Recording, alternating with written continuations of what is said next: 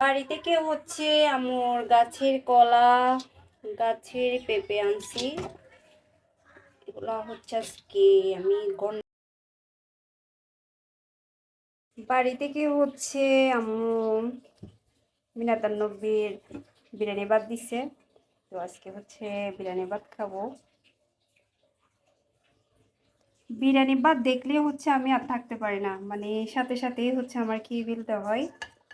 তো বাড়ি থেকে এগুলাই আনছি। আর কি কি আনছি সব তো আপনাদের সাথেই দেখাবো।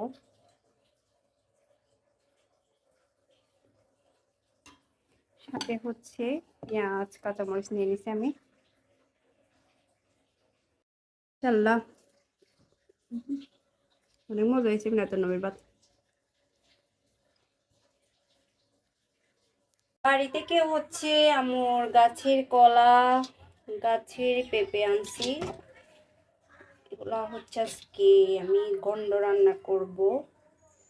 তো এটা গাছের কলা গাছের বলি, আপনারা কি বলেন জানি না, আমি কলা গাছের বলি।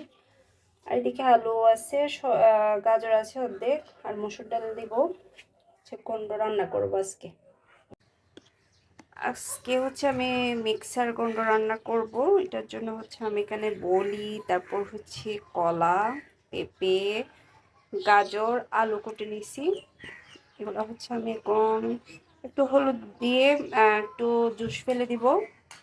এদিকে আমার কোটা শেষ। এগুলো আমি একটু হলুদ দিয়ে একটু জুস ফেলবো, গরম মানে চুলাতে দিব। সিদ্ধ করে ভালো করে ধুয়ে নিছি, যেটাতে চুলাতে দিব ডেক্সিতে নিয়ে ফেলছি আমি। তারপর মসুর ডাল ধুয়ে দিছি। তারপর পেঁয়াজ, রসুন, কাঁচামরিচ দিয়ে দিব। এগুলো মাখানো দিব, পরে বাগা দিব আমি। আমাদের চিটাঙ্গা ভাষায় বলি যে জুত্তাই দিব। 1 চামচ আমি হলুদের গুঁড়া দিচ্ছি। 1 চামচ আমি মশলার গুঁড়া দিচ্ছি।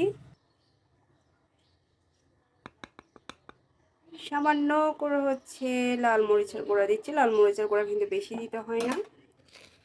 স্বাদ মতো লবণ দিয়ে দিচ্ছি।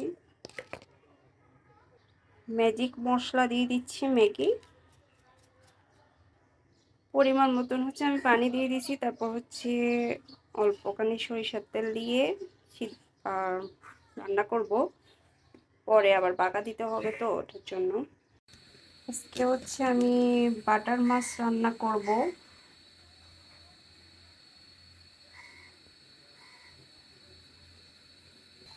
বিসমিল্লাহ, সরিষার তেল দিয়ে রান্না করতেছি।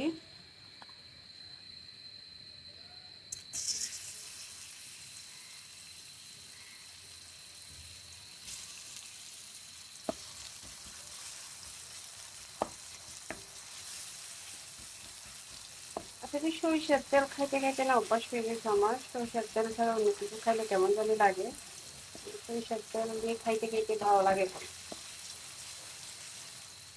সরিষার তেল হলে একটু ফানা ফানা হয়ে যায় রান্না করে। হলুদের গুঁড়া, সামান্য মশলার গুঁড়া, লাল মরিচের গুঁড়া। মরিচগুলো কিন্তু অনেক জাল। স্বাদ মতো লবণ। মরিচগুলো কষানো শেষ, এবার মাছগুলো দিয়ে দিচ্ছি।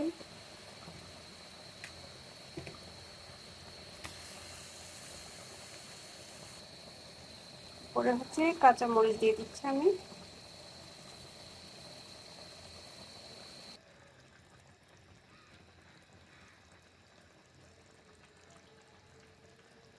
একটু কষানোর পরে আমি পানি দিব। আমার সিদ্ধ হয়ে গেছে। আমি এগুলো এখন রসুন দিয়ে বাগা দিব। সামান্য আমি জিরার গুঁড়া দিচ্ছি।